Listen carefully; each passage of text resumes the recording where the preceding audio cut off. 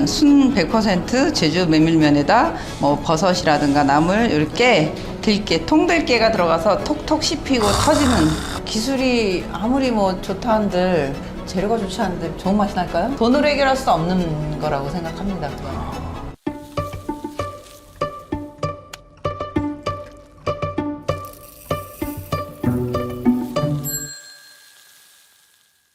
안녕하세요. 음식평론가 박정배입니다. 자, 오늘의 결정적 메뉴는요, 비빔면계의 혁명화, 면류의 새로운 혁신을 이끈 바로 골동면입니다. 대표님 들어와주세요. 안녕하세요. 안녕하세요. 네, 대표님 소개 좀 잠깐 해주세요. 안녕하세요. 김인복 셰프라고 합니다. 교대역의 서관면옥과 강남역의 한우나인 울름, 그리고 지금은 삼성동에 광평을 운영하고 있습니다. 여름 되면 그 돈 쓸 수가 없어서 잠을 못 자신다고 들었어요. 아, 그죠? 네, 세다가 잠드는. 이게 굉장히 유명합니다. 네. 골동면이라고 불렀는데 설명을 좀 해주세요. 이름부터. 골동면은 동국 세시기에 그 평안도 음식 세시 풍속 음식으로 소개되어 있어요. 메밀을 수확을 하면 동치미를 담아서 물냉면을 먹기도 하지만 이렇게 나물 잡채류와 간장과 비벼서 비빔면을 먹었다 하는, 우리가 골동이라는 단어는 여러 가지를 섞는다라는 의미로 중국에서 들어온 단어라고 하더라고요. 그렇죠. 메밀면 순 100% 제주 메밀면에다 뭐 버섯이라든가 나물, 이렇게 들깨, 통들깨가 들어가서 톡톡 씹히고 터지는, 거기다 생들기름이고. 아, 요 간장과 여기 들기름 뿌려가지고 막 완성되는 음식인가 네네네네. 보죠? 대표님, 아까 제가 보니까 광평이라는 이상한 단어를 쓰셨어요. 식당 이름이. 평양냉면은 사실은 우리나라만 있는 한식을 대표하는 면 요리인데도 불구하고 한식 재료가 없는 거예요.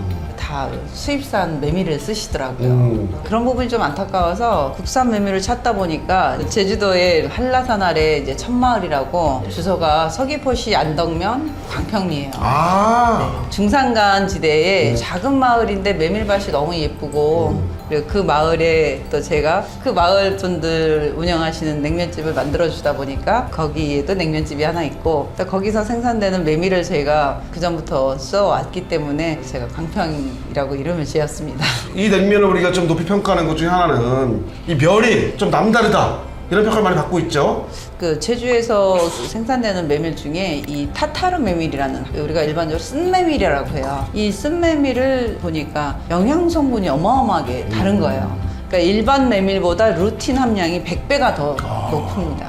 그래서 적절하게 일반 메밀과 쓴메밀을 제 비율대로 배합해서 섞어서 쓰고 있습니다. 지금 어느 정도? 그건 영업 기밀인데 10% 비슷다. 10% 미만입니다. 5% 이다. 아, 5% 위입니다. 아, 그거 맞았네. 그러니까. 네. 그 사이에서 상상하시면 될 것 같아요. 네네네. 그 돌맷돌이 있더라고요. 네네. 그 메밀이 예민하기 때문에 돌 쓰는 게 맞습니까? 네, 이 기계열로 인해서 그 영양 성분이나 성질들이 파괴가 되죠. 어쩌다가 이게 맷돌이 고장나서 방앗간에 가서 메밀가루를 빻으잖아요. 정말 반죽하기 힘들어요. 아, 반죽이 어렵습니까? 네. 대표님이 생각하는 진짜 맛있는 면은 네. 어떤 겁니까? 면 자체가 갖고 있는 그 메밀 그 성질을 오롯이 다 느낄 수 있는 면이 전 제일 맛있다고 생각해서요. 1분 10초, 15초간을 삶는 이유도 거기서 그 선을 넘겨서 좀 시간이 오버된다 하면 메밀이 조금 더 퍼진 느낌, 퍼지기 직전에 그 꺼내잖아요.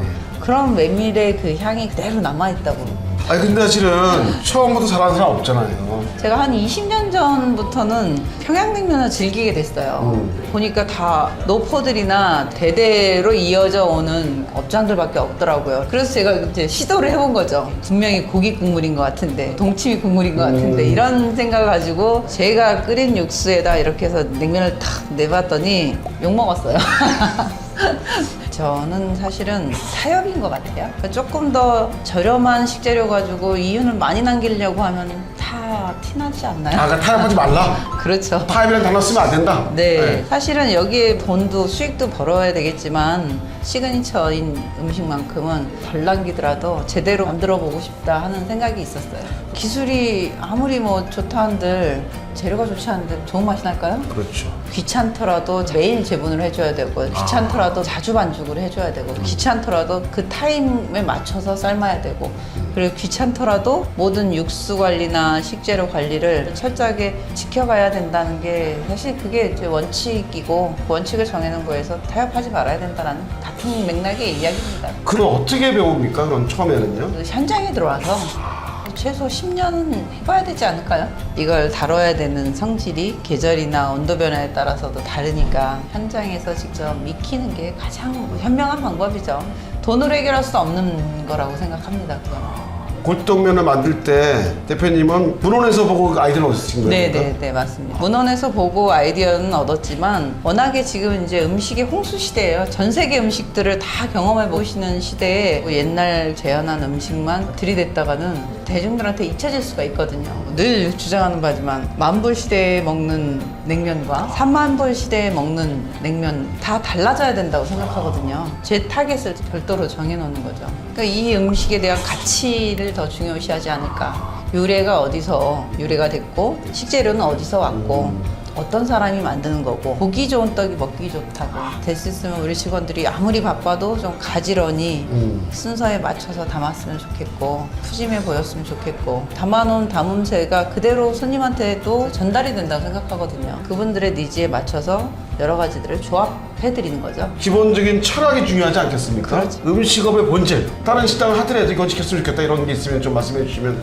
한 가지라도 자기가 좀 그 분야에 대한 좀 전문성을 가지고 하는 게 맞지 않을까. 내가 고깃집을 한다, 삼겹살집을 한다 그러면 삼겹살 박사가 돼야 되고 굽기 달인이 돼야 되고 밥집을 한다 그러면 밥 하나만큼은 정말 맛있는 밥을 낼 수 있는 자기만의 사명감도 있어야 되고. 사실 이게 우리가 전 세계에 찬 육수에 먹는 나라가 우리나라밖에 없지 않습니까? 맞습니다. 하지만 차게 비벼 먹는 나라가 많이 있거든요. 네, 맞아요. 중국의 깜반면도 있고, 그죠? 네, 네. 저 일본의 죽가소바도 있는데 네. 사실은 함흥냉면은 비벼 먹는 냉면이잖아요, 빨갛게. 네. 그런데 지금 이런 세련 형태, 이게 보면 어떻게 보면 업그레이드 버전 같아요. 지금 인기가 없었습니까?